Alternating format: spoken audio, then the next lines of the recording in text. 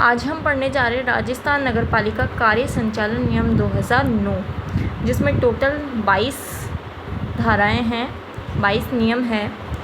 राजस्थान नगरपालिका अधिनियम 2009 का अधिनियम संख्या 18 की धारा 51, 52 के साथ पठित धारा 337 द्वारा प्रदत्त शक्तियों का प्रयोग करते हुए राज्य सरकार इसके द्वारा नियम बनाती है। अर्थात राज्य सरकार धारा 51, 52 और 337 में जो शक्तियां हैं, उन शक्तियों के तहत राज्य सरकार के पास पावर है कि वो नियम बनाएगी। तो इसमें सबसे पहले धारा 1 संक्षिप्त नाम और प्रारंभ। धारा 1 संक्षिप्त नाम और प्रारंभ। इन नियमों का नाम राजस्थान नगरपालिका कार्य संचालन नियम 2009 है और ये राजपत्र में इनके प्रकाशन की तारीख से प्रवृत्त होंगे, यानी जब राजपत्र में प्रकाशन कर दिया जाएगा उस दिन की तारीख से ये प्रवृत्त माने जाएंगे, लागू हो जाएंगे। दूसरी धारा है परिभाषाएं। इसमें पूरी 5 परिभाषाएं दे रखी है। पहली परिभाषा है अधिनियम, एक्ट। इस अधिनियम से तात्पर्य है राजस्थान नगरपालिका अधिनियम 2009। और दूसरी है बैठक। बैठक से है कि धारा 51 के उपबंधों के अनुसार आयोजित नगरपालिका की बैठक। जो धारा 51 में बैठक के उपबंध दिए गए हुए हैं, उन्हीं से यहाँ तात्पर्य बैठक से लिया गया है। तीसरा है प्रस्ताव। प्रस्ताव से किसी सदस्य द्वारा नगरपालिका के विचारार्थ रखा गया कोई प्रस्ताव या संकल्प अभिप्रेत है और इसके अंतर्गत किसी प्रस्ताव का संशोधन भी आता है। यानी प्रस्ताव वो है कि कोई भी सदस्य नगरपालिका किसी भी विचार विमर्श के लिए कोई प्रस्ताव रखता है, कोई संकल्प रखता है या फिर किसी भी प्रस्ताव में संशोधन भी रखता है, तो वही सब मिलाकर प्रस्ताव, संकल्प, संशोधन सब प्रस्ताव कहलाएगा। चौथी परिभाषा है नगरपालिका की। नगरपालिका से, जैसे नगरपालिका में 3 होते हैं, नगर निगम, नगर परिषद और नगर पालिका बोर्ड। ये तीनों ही नगरपालिका कहलाएगी। और 5वीं लास्ट परिभाषा है पीठासीन अधिकारी। पीठासीन अधिकारी से अध्यक्ष और उसकी अनुपस्थिति में उपाध्यक्ष, और अगर दोनों ही अनुपस्थित है तो ऐसी बैठक में उपस्थित जितने भी सदस्य हैं उनके द्वारा अगर उनके द्वारा जो सदस्य चुना जाएगा वो पीठासीन अधिकारी होगा। वैसे प्रमुख जो पीठासीन अधिकारी होता है वो अध्यक्ष ही होता है। अगर अध्यक्ष ना हो तब उसकी अनुपस्थिति में उपाध्यक्ष पीठासीन करेगा। अगर उपाध्यक्ष और अध्यक्ष दोनों ही अनुपस्थित होते तब ऐसी अनुपस्थिति में जो बैठक में जितने भी सदस्य हैं उन सदस्यों में से एक सदस्य चुना जाएगा और वो पीठासीन करेगा उस बैठक की।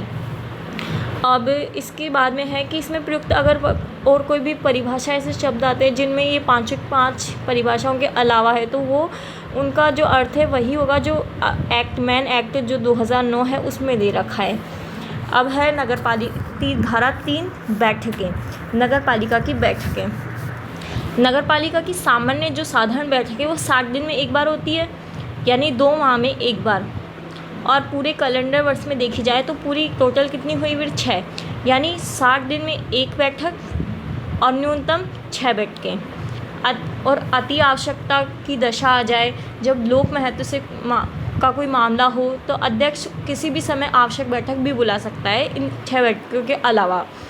अगर अध्यक्ष को नगरपालिका के 1/3 सदस्य हस्ताक्षरित कर एक लिखित अनुरोध देते हैं तो अध्यक्ष 7 दिन से अंदर विशेष बैठक उस संकल्प को विनिर्दिष्ट करते हुए आहूत करेगा जिसको रखे जाने का प्रस्ताव उन 1/3 सदस्यों ने अध्यक्ष को दिया था।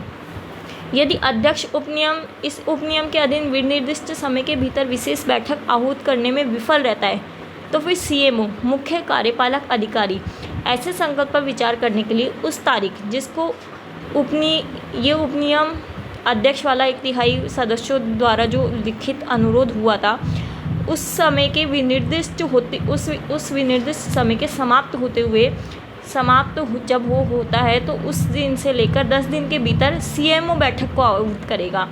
और नगरपालिका की बैठक साधारणतः नगरपालिका के कार्यालय में ही आयोजित की जाएगी और उस बैठक की अध्यक्षता पीठासीन अधिकारी करेगा, जो अध्यक्ष होता है नॉर्मली।